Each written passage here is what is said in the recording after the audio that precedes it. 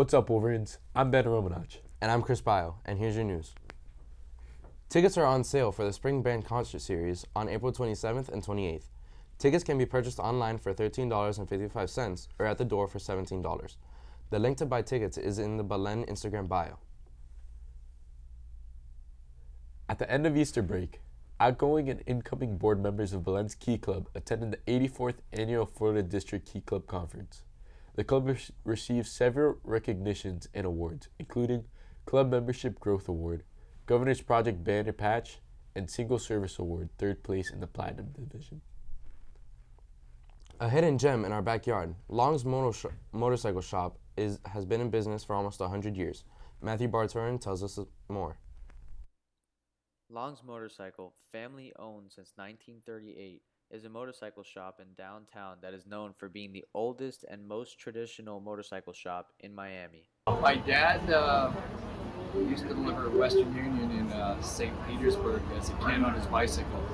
He made enough money to buy a motorcycle, and he aspired to get an Indian motorcycle, which he finally got, and he was delivering to Western Union, and him and his sister and his sister's boyfriend, they all rode these Indians around and had fun with them. And they heard that the Indian dealership was available in Miami. So they all came to Miami in the early 30s to get the Indian motorcycle dealership. So my dad, his first shop was over in Wynwood by the Lindsay Hopkins building on 14th Street. And he bought this building in 49 after World War II. But sometime in between the 30 shop over there and this shop, he went into the Air Force, and he actually was married to a girl named Nan, and he went to Saudi Arabia. He was stationed in Saudi Arabia. Nan and her dad ran the motorcycle shop, and my dad's sister and her boyfriend Bert. Anyway, came out of the service. For some reason, their marriage fell apart. Divorced Nan, married my mother, bought this building, and then been here ever since. Coming here every day, it's like, yeah, you get to immerse yourself in a lot of motorcycle history, and like this guy, he just bought this bike at auction. That was 1967. So that bike at its prime in '67 probably cost $100. Now he's just bought at auction that bike for $30 a month. So these things are now turning into expensive motorcycles. Before they were just everyday motorcycles, and they're becoming collectible, I should say. From WBLN, I'm Matthew Barturin. More than 4 years after the mass shooting at Marjory Stoneman Douglas High School in Parkland, the procedure to determine the gunman's fate is underway. The process of finding the 12 jurors who could recommend Nicholas Cruz be given a death sentence or life in prison without parole began on April 4th. The jury selection was expected to take several weeks, with many potential jurors seeking to be excluded for scheduling and other conflicts. Cruz, now 23, killed 14 students and 3 staff members at Stoneman Douglas on February 14, 2018. 6 months ago, he entered guilty pleas to 17 counts of first-degree murder and 17 more attempted murder counts. The penalty trial, which will be presided over by Circuit Judge Elizabeth Shearer, is expected to last several months. The judge overseeing jury section for a man who murdered 17 people at a South Florida high school declared that the process will start over Monday, conceding that she should have questioned 11 potential jurors who said they wouldn't follow the law before she dismissed them. In granting the motion filed by Nicholas Cruz's prosecutors over the strong objection of his attorneys, Circuit Judge Elizabeth Shearer nullified 2 weeks of work by prosecution and defense lawyers, forcing them to begin the entire process anew Monday. As a result, almost 250 potential jurors who had said they could sit for a 4-month trial will not be called back next month for further questioning. More than 1,200 candidates had been screened. Prosecutor Carolyn McCain made her argument after miscommunication caused 11 jurors who were improperly dismissed by Shearer 2 weeks ago, not to be told to return to court Monday, as had been planned for further questioning. Florida is one step closer to stripping Disney of its special status, allowing it to operate autonomously around the Orlando area theme park.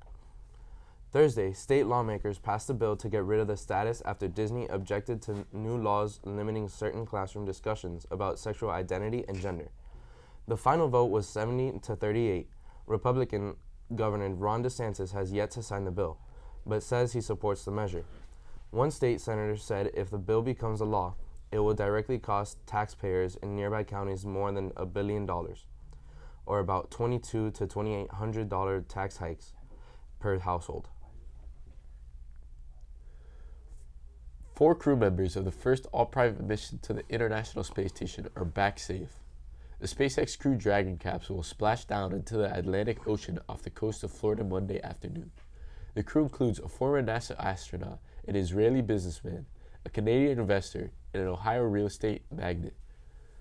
Their mission, dubbed AX-1, launched on April 8th.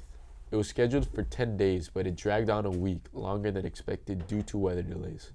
Sunday night, the capsule detached from the space station. Overnight, the crew flew through orbit to gradually reduce their altitude as the capsule re-entered our atmosphere. Rescue crews were waiting to haul it out of the ocean.